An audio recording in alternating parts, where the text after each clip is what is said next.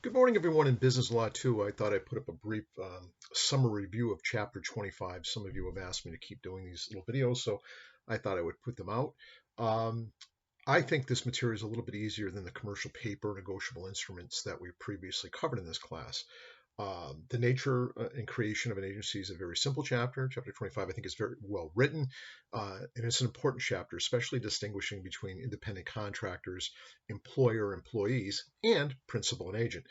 Some of them overlap, but many times they're very distinctly different, and there might be different ramifications for liability or obligations that we have under the law, depending on our identity as an employer, an employee, an agent, a principal, or a third party. So we start off with agency. What is agency and why is it different than maybe the employer-employee relationship or an independent contractor? Agency is a concept where there's three different players involved. There's the principal, and then there's the agent. And the agent, what makes this scenario somewhat unique is the agent will have the ability to enter into contracts on behalf of the principal with a third party. And that's really what the definition of agency is. And agents are so essential, and that brings up the next section as we go through chat. Why do we care about the importance of agency? Business, especially the complexity of business, couldn't be conducted without agency. It's everywhere, and it's all inclusive. I mean, it really is a major phenomenon how important it is.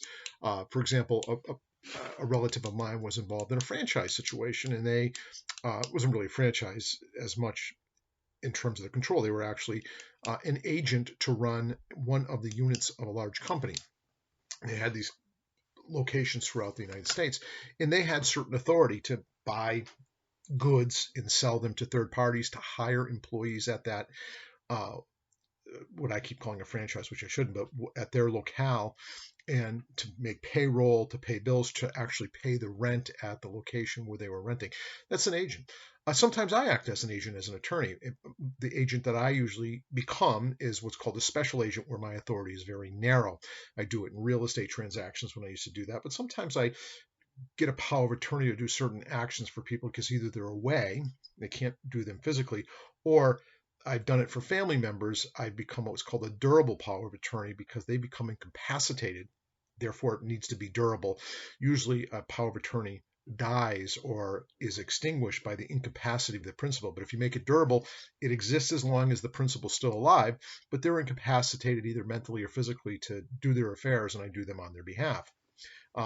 Many people like to do this in family, not so much family law, but if you do estate planning, some of you are legal studies majors, you might take estate planning, and that sometimes comes up. I have my brother right now, I think, has a power of attorney for my mom. He lives closer to my mom. Not that I'm that far away, but my mom is well mentally, but physically she can't go to the bank anymore and do things like that and cash checks and pay bills. So we just created a power of attorney spelling out in detail my brother's very specific areas of authority where he could act on behalf of my mother. So going in the next section of the book, a lot of people want to know, well, what can be delegated to an agent? Who can be? Anybody can be a principal. Anybody that has the mental wherewithal to enter into a contract. And that's I think one of the first questions at the end of this chapter is, who can be an agent, who can be a principal, anybody that has the mental wherewithal to enter in a contract. And then one of the first questions, what guides us in terms of interpreting the nature of an agency, is basic contract principles. And so in basic contract principles, who can enter in a contract? Anybody with enough wherewithal to enter into those elements to have a binding mutual understanding of what the obligations are flowing between the parties. And we know with age, in some jurisdictions, a minor can enter into a principal agency relationship, but just like in contracts, it's a voidable relationship. Some jurisdictions don't allow agency to be created between a minor and an agent, but that's rare. Most of the time you can. So who can be delegated? Any principal can delegate the powers to an agent. To do what, though? Almost anything. Almost anything that we believe doesn't cross a certain line of propriety, meaning appropriateness, either because it's legally barred from being done or it's morally or there's public policy against it. Like, for example, say election day comes along, I can't give an agent the ability to go vote on my behalf. Geez, jury duty's coming up. I really don't want to serve. I can't delegate that through an agent to go and do that kind of, perform that kind of duty for me. I get, but we don't have the draft anymore. But back at one time, this was actually allowed in our country's history. Where you got drafted, you could actually pay somebody to go do your service in the military. Obviously, very unpopular, and that's why we don't allow it anymore. But we don't have the draft. But you never know, we might have it again. So, other than that, most things that you could do yourself legally, that's part of the test too. The principal has to have the ability to do it legally for the agent to conduct it on their behalf. You can't say like, geez, it's illegal for me to go and beat up that neighbor that I don't like. Let me go hire an agent to go do it. That's not a binding contract. That's an invalid agency because I don't have the power to do that in my own name or my own right. It's kind of common sense. And again, who may appoint an agent? Any principal. It can be an individual, it can be a company, it can be a partnership. They can appoint agents, and that could be the agent as well. Individual, a corporation, a partnership, limited liability company. Those can all be agents on behalf of a principal.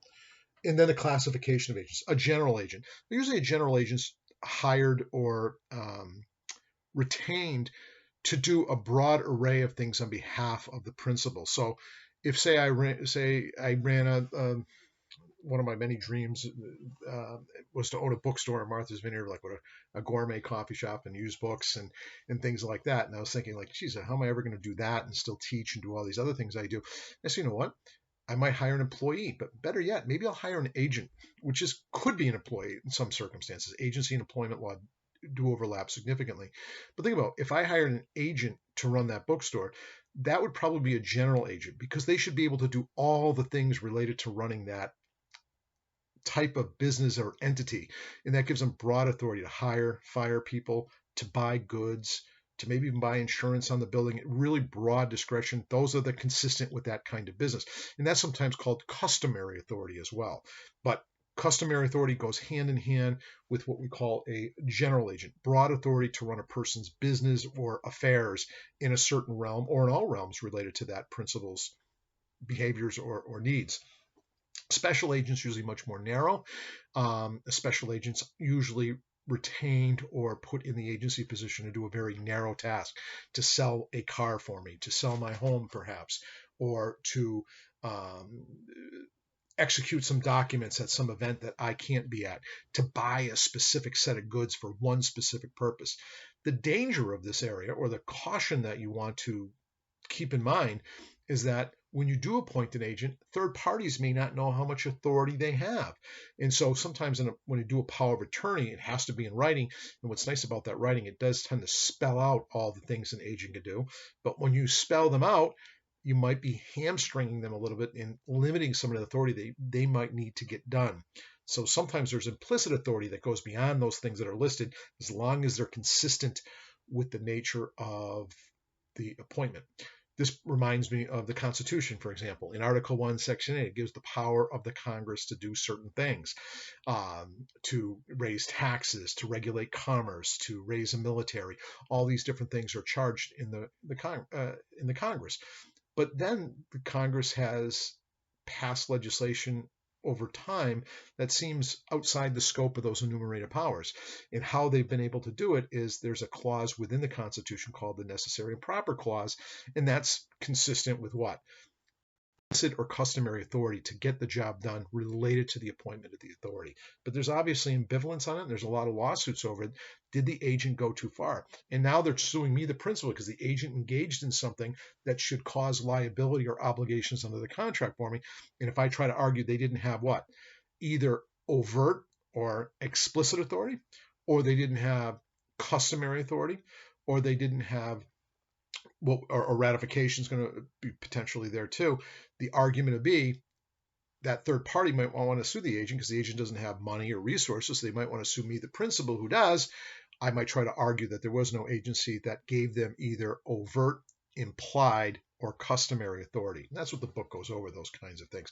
I think the book is very well written here. In some of the, I don't like some of the cases they give because they're a little bit weird and bizarre to drive home a point.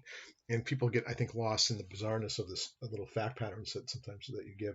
Yeah, so a general agent has wide scope of authority and the power to act within the express direction from the principal. Special agents are much more narrow, like buying a house specifically, selling admission tickets at a movie theater. That agent, that's all they do. Additional type factors. Factor is usually a person that possesses somebody else's property. They don't have title, but they have the power to convey title. I think of that as a consignment shop. I don't want to open up my own business, but I do have some used goods I want to sell. I might go down to a consignment shop. I'd give that owner of the consignment shop the power to transfer my goods to a third party. That's called a factor. Um, I guess you might want to know what a factor del credere is. Basically, that's the argument there that factor who sells my goods on credit to the third party is basically guaranteeing that that third party will pay. And if they don't, they will make good on it. I don't think it's that important to know the distinction between those. In brokers, I'm a licensed real estate broker, for example. Brokers don't always have the power to enter into contract. It all depends on the nature of the granting of the brokerage agreement. Some brokers are only there to bring the parties together to ultimately enter into a binding contract of purchase and sale. But some brokers do have the power to bind the principal. And there I think of an insurance broker, for example. If I go down to my insurance and say I buy a new car today, or for me it'll be a used car probably. So I go to get a used car, I go down to the insurance because in order to get my car registered, I need a registry stamp. I won't go to actually, Safety Insurance or Mafre or Liberty Mutual. I'll go to a brokerage. I'll go to an agent. That's why we call it the insurance agent. And a lot of people think, I always get a kick out of when I used to do personal injury type stuff. I'd say, who's your insurance company? Do we know? Do we have information? And they'll give me, oh, it's McKinnon Insurance Agency on Main Street in such and such a town. I'm like, well, no, that's your agent. He goes, oh, no, I've been going there for, my father went there before me, my mother, that's my agent. And I'm like, yes, agent means what? That they clearly are acting on behalf of a principal. And they do have the power to bind them, and that's called a binder. Just the very term means that. It's like, you're covered the moment they issue what's called a binder. We actually go over a little insurance later on in one of the other chapters. Attorneys in fact, a general agent who's been appointed by a written authorization. Those of you that want to talk about powers of attorney, might as well talk about them right now. Power of attorney has to be in writing, and a lot of people think you have to be an attorney to be one. No, you don't have to be any. Sometimes you do have to have a special license. If the appointment is to hire someone to be a real estate agent, they have to be a licensed real estate agent. So if there's an underlying need for the principal to have been licensed to engage in something, so does the agent. Attorneys in fact or powers of attorney are not attorneys. Many times attorneys do it because it's in the realm of entering into legally binding contracts or doing things related to legal transactions, but you don't have to be an attorney at all. I am an attorney, so I'm a terrible example. I've written powers of attorney on behalf of children, on behalf of parents. I've done it in business areas because I sent out my agent to do something and they don't believe that this agent can enter in these contracts and not willing to sell them the goods. I said, well, let's draw up a written power of attorney, because often third parties want what? They want to see that you have the authority to do that. And sometimes when you're doing it in the interfamily area and you go to the bank and say, I'm here to cash a check for my mom, they'll look at you and say, well, you're not your mom. How do this might be a fraudulent transaction. I'll say I have a power of attorney, and they're going to want a copy of a power of attorney. Means it's a written document where my mother, the principal, while competent, gives me the power to enter into contractual obligations on her behalf. And usually we spell out the powers. Sometimes it's a very broad power of attorney to do many things. Most of the times it's a special power of attorney, narrow powers, because otherwise if you give them a general power of attorney, they can do whatever they want. The only thing that holds them back is what we call the fiduciary obligation, not to basically rip off the principal, but they can do some foolish things. And the banks might want to make a copy of that, and they want it also to be notarized. So some of you might want to become notaries. It's a very simple process. You can look it right up at the Massachusetts State website under the Secretary of State notary application. Some of you are legal studies major. I urge you to get it. It's not that expensive. I think it's $65 to become a notary, and it's good for 8 years. It's a nice little tool. No one gets rich being a notary. It's just helpful potentially for employment relationships, because there's a very modest fee set by statute what you can charge to be a notary. So now I have this document. Say my sister makes me her power of attorney to do certain banking transactions for her real estate business.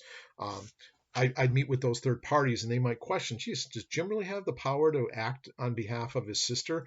And I'll say, well, yeah, she's appointed me as an agent. They might doubt that. They could, one, contact my sister to confirm the power of the agency, but more likely, if I was smart and I was doing something that really needed to get done swiftly, I'd have my sister executive of power of attorney in front of a notary public. And all the notary public is signing is that my sister appeared competent and she is who she says she was when she signed it. It's not vouching for the legal efficacy of the document at all. A lot of times notaries get nervous and say, well, I don't know if this is a valid will or not. No, that's not what you're here for. You're here just to see that the person signing the document is who they say they are, and they appear to be competent, and they're doing it freely and voluntarily without any duress or undue influence that seems apparent on the surface. Extent of the authority, and again, express authority. That's the overt thing that I give you the power to do.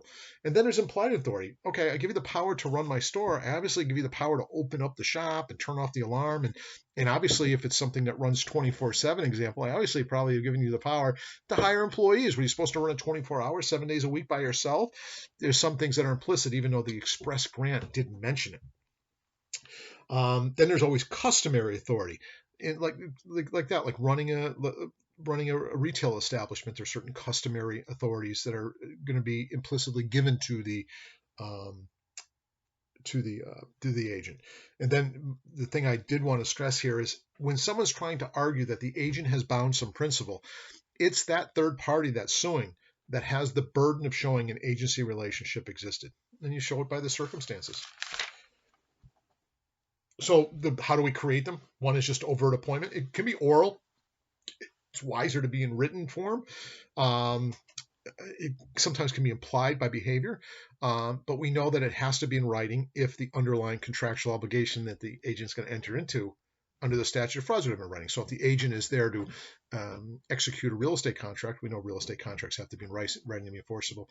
It would therefore have to be in writing. If the agency is going to exist more than 1 year to be enforceable, it has to be in writing. Let me see if I can give some example. Authority from 1 year, things of that nature. Wherever the underlying contract would have to be in writing, the agency should be in writing as well.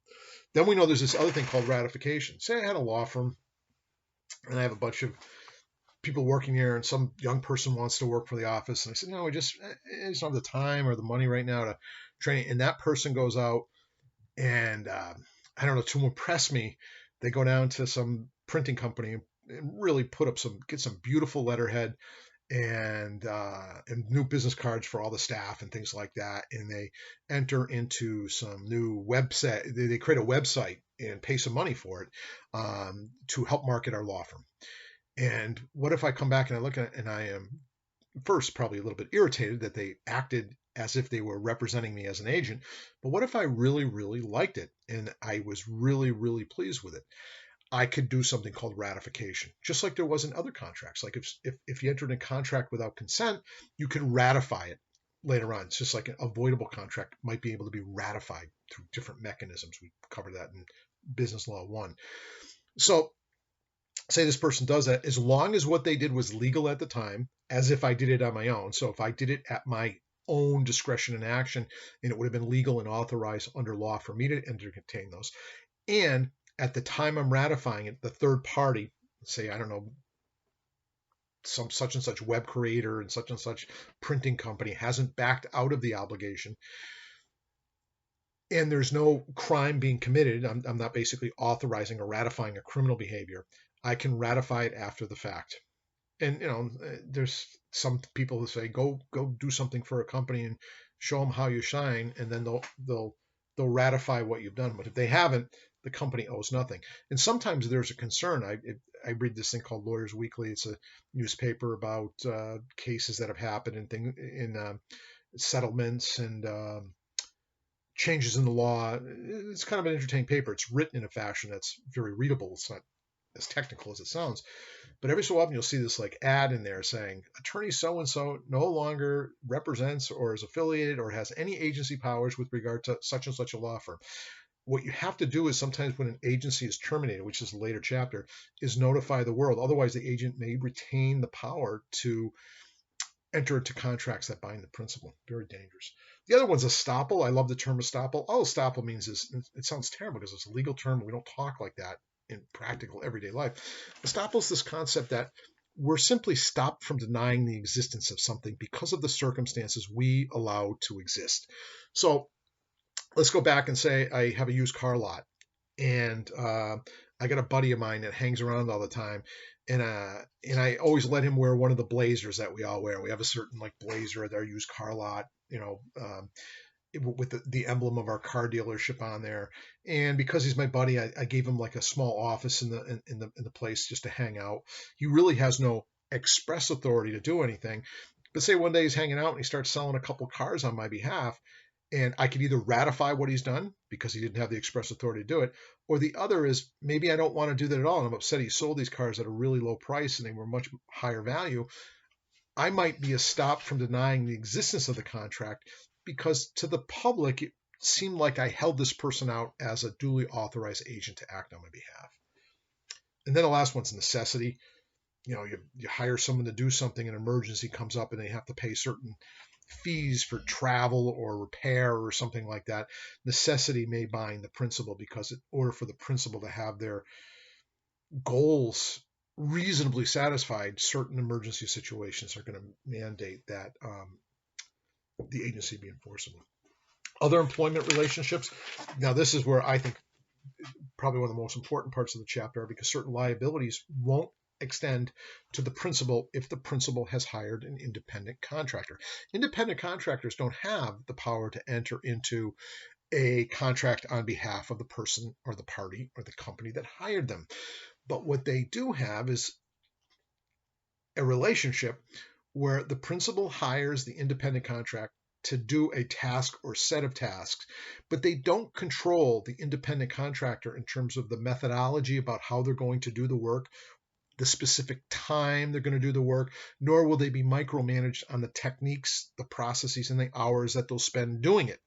They're responsible for meeting the contractual goals, but they are not, in fact, the employee of the principal, and they are not an agent.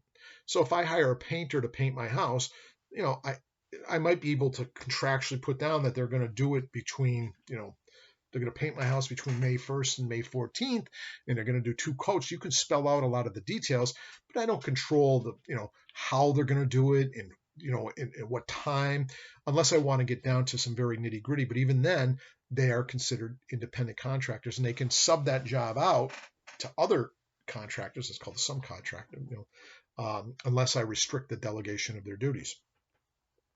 Why is it important? Well, if an independent contractor, say they're on my property and they're painting the house, and I don't know, they're really incompetent in their, say I had another house very close to my house and they're really flicking the paint around and it's getting all over their car and their driveway, and now that homeowner wants to sue me, I might actually have a very valid argument that I didn't do anything wrong. And they're saying, well, your agent did.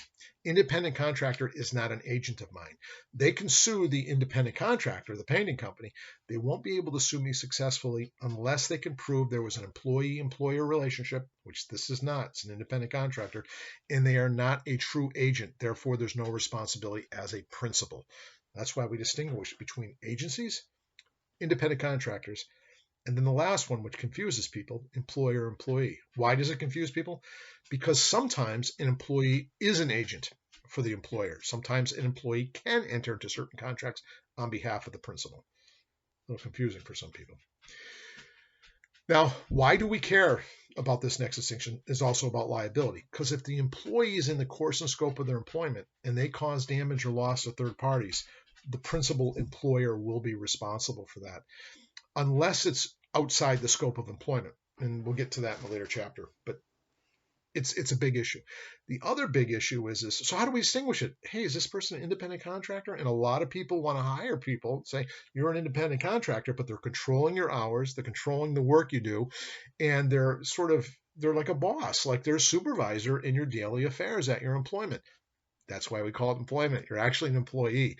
What are they trying to do? Why are they calling you an independent contractor? I know some law firms have tried to do this with paralegals. They say, hey, you're working from 8:30 to 4:30 with a half-hour lunch break Monday through Thursday, and they outline the specific tasks in the things you're going to do, and they control how you do them and the methodology by which you carry out your obligations. What they're trying to avoid is paying payroll tax, Social Security benefits, workers' comp, and having the obligation to withhold federal and state taxes as an employee. It saves the employer a lot of money, but what are they doing? They're committing a fraud. It's very, very dangerous. And the other is they're trying to avoid liability if you somehow screwed up. Paralegal is not so much an issue, but it would be in other realms of employment. I knew an auto mechanic for a while that had a very specific he was hired at a dealership, not dealership, a garage, 40-hour work week, very strictly scheduled, and he would get paid cash at the end of every week, a certain amount of money. And so when he went to go pay his taxes, he said, the employer, or he got hurt at work. I forgot what it was exactly that I didn't represent him. I had somebody else represent him. But when he contacted him, he goes, well, clearly you're an employee. He goes, no, he says I'm an independent contractor. He goes, well, just because you say it doesn't make it so. It's the circumstances that surround the circumstance. And the events of the employment, the behavior between the principal, the employer, and the employee. And is it going to be ongoing? It's not just for one set of tasks. It's an ongoing relationship. Also suggests it's an employer-employee relationship. So there's a series of factors that go into that. And again, why? It's about being liable for the employee's actions during the course and scope of their employment, but it's also about paying Social Security, unemployment taxes, and payroll taxes, and maybe even having workers' compensation insurance. Those are the things the employer is probably trying to avoid.